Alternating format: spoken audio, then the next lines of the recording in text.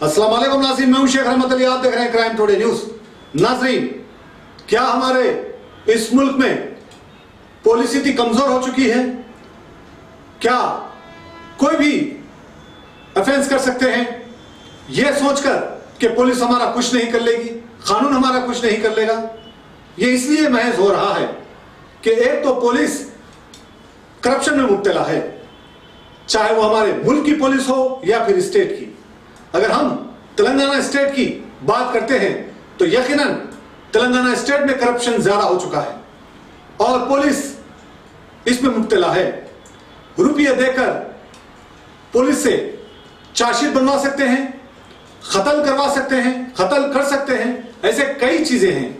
यानी पुलिस पर अब एतमाद नहीं।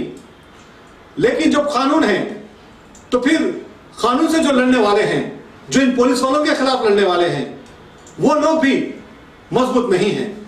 शायद यही वजह है कि कल जो एक दर्दनाक हादसा हुआ है, जिस तरह से खुलेआम 2 एडवोकेटों का कत्ल किया गया है, यह बड़ी अफसोस की बात है। करीमनगर रोड पेद्दापल्ली में जो हुआ है,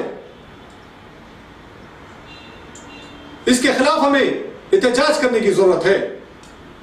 पुलिस की मुसलसल लापरवाही देखने को मिली और इसी बात को लेकर नामपल्ली क्रिमिनल कोर्ट के एडवोकेट अपना एहतजाज कर रहे थे और रैली निकाले। लेकिन नामपल्ली पुलिस ने सारे एडवोकेटों को अपनी हिरासत में लिया और उनको 2 घंटे तक घुमाते रहे और आखिरकार बेगम बाजार पुलिस स्टेशन में उनको छोड़ा गया। यानी अब हम हक के लिए आवाज उठाएंगे तो फिर पुलिस के जुल्म का सामना करना पड़ेगा, हुकूमत के जुल्म का सामना करना पड़ेगा। आज एक एडवोकेट के साथ हुआ है, कल दूसरे एडवोकेट भी इस फहरिस्त में आ सकते हैं। ऐसे ही सच लिखने वाले, सच बताने वाले सहाफियों का भी यही हाल है। जरूरी है कि एडवोकेटों के खाने से खाना मिलाए और कुछ ऐसे सहाफी जो बेबाक लिखते हैं, जो हुकूमत के खिलाफ लिखते हैं, जो ऐसे कुछ गंदे पॉलिटिशियनों के खिलाफ लिखते हैं और ऐसे गंदे पॉलिटिशियनों की साजिश का शिकार बनते हैं, पुलिस के साथ मिलकर ऐसे कुछ मुखबिर दलाल, ब्रोकर और कुछ गंदे पॉलिटिशियन ऐसे बेबाक बोलने वालों को और एडवोकेटों को टारगेट बना रहे हैं, यह ठीक बात नहीं। इनके खिलाफ कार्रवाई करने की जरूरत है। जिस तरह से ये 2 एडवोकेटों का कत्ल किया गया है, जो मियां बीवी है, ये लोग लगातार हुकूमत के खिलाफ पिटीशन डालते थे और हर वो बुराई के खिलाफ लड़ते थे कोर्ट के जरिए। लेकिन कुछ लोग को यह पसंद नहीं आया और इनका कत्ल कर दिया गया। क्या हक बोलने पर इस तरह की चीजों का हमें सामना करना पड़ेगा? तो हम तैयार हैं, बशर्त है कि हमें अब आगे चलकर ऐसे बुरी ताकतों के खिलाफ और मजबूत होना है और ऐसे पुलिस वालों के खिलाफ भी कार्रवाई करने की जरूरत है जो पुलिस के नाम पर एक धब्बा है। यकीनन आज जितने क्राइम हो रहे हैं और जितने बुराइयां हमारे इस स्टेट में, हमारे इस मुल्क में, हमारे इस शहर में हो रहे हैं, ये सारे के सारे जिम्मेदार पुलिस है। हम पुलिस को, ऐसे पुलिस वालों को जो कानून का सम्मान नहीं करते, कानून के धज्जियां उड़ाते रहते हैं, ऐसे पुलिस वालों पर भी हमें कार्रवाई करने की जरूरत है, कानून के जरिए, कोर्ट के जरिए।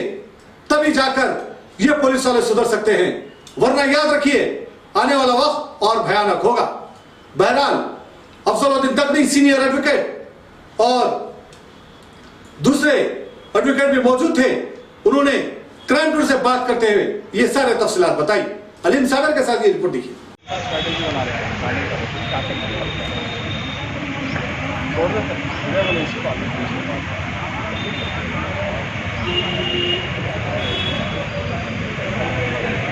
मुल्क की तारीख में सबसे एक ऐसा वाक़या पेश आया, 2 वकलाओं को मोहम्मद रोज साहब और उनकी अहलिया को कल बेईमाना तरीके से कत्ल कर दिया गया दिन दहाड़े रोड पर और आवाम के सामने।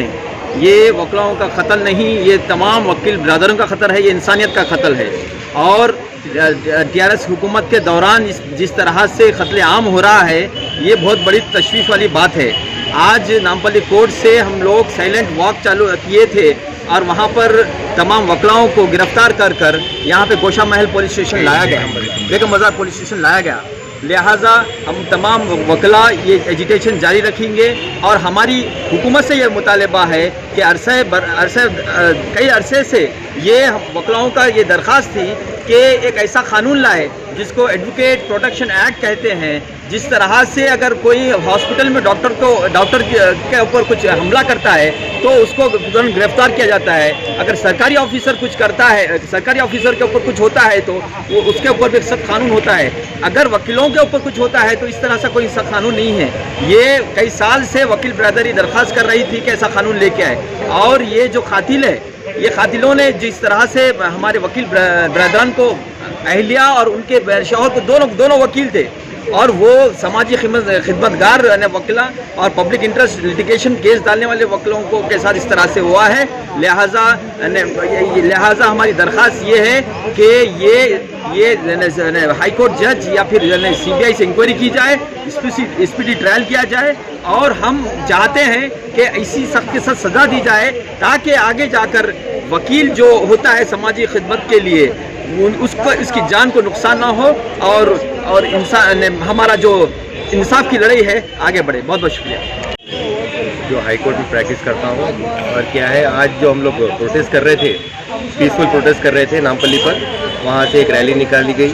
वहाँ पर जो बड़े बड़े एडवोकेट्स थे उन लोगों की सरपरस्ती में निकाली गई रैली, जहाँ पर खलील पाशा साहब बोल के एक सीआई है, उन लोग पीएस के हो, ये नामपल्ली पीएस के, उन लोग मुदाखिलत करें हम लोग को और जबरन हमें यहाँ पर लेके आए ये बेगम बाजार पीएस को, जबकि पूरी सिटी घुमाए वो लोग।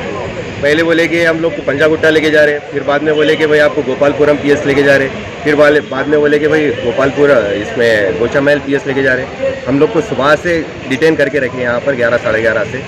और ये हमारा जो प्रोटेस्ट है ये कई के लिए है। कल जो ब्रूटली मर्डर हुआ 2 वकला का, जो हाईकोर्ट में प्रैक्टिस करते थे और वो भी पब्लिक इंटरेस्ट लिटिगेशन लॉयर्स थे, जो पब्लिक के हक़ में लड़ते थे। वो लोग जो मियाँ बीवी थे, दोनों भी एडवोकेट थे।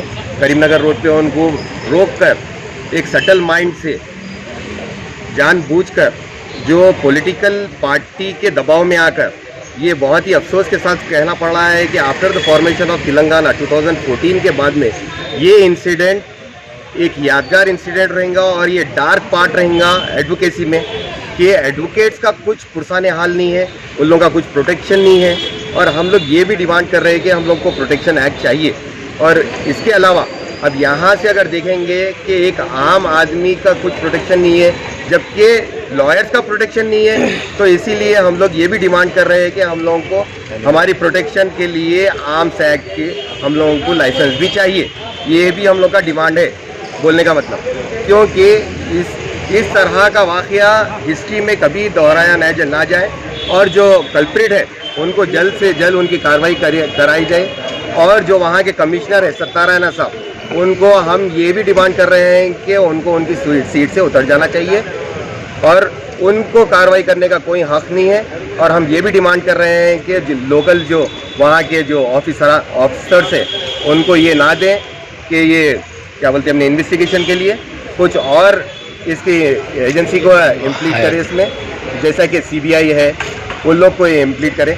और हाईकोर्ट से हम ये भी मुतालबा कर रहे हैं कि ये जो कातिलान है इन लोगों की ना बेल दी जाए और इन लोगों को सख्त से सख्त कार्रवाई करें और इन लोगों को हैंग करें। जो पब्लिक में ये लोग क्या है एक दहशत फैलाए हुए हैं कि एक एडवोकेट्स को मारना एक क्या है एक इंसानियत को ख़त्म कर देने का है।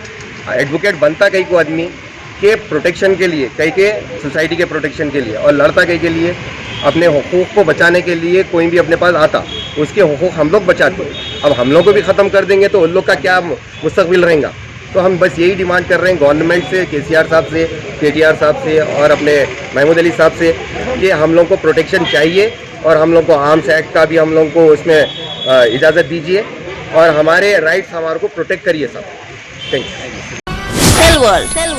हे, अगर आप मोबाइल फोन खरीदने की सोच रहे हैं तो चले आइए सेल वर्ल्ड के शोरूम में। यहाँ पर सारे ब्रांडेड मोबाइल, CDMA4 और एडिशनल एक्सेसरी दस्तयाब है। मोबाइल फोन की दुनिया में भरोसेमंद नाम Cell World, the most trusted name in mobile phone since 1999 at your service. Cell world.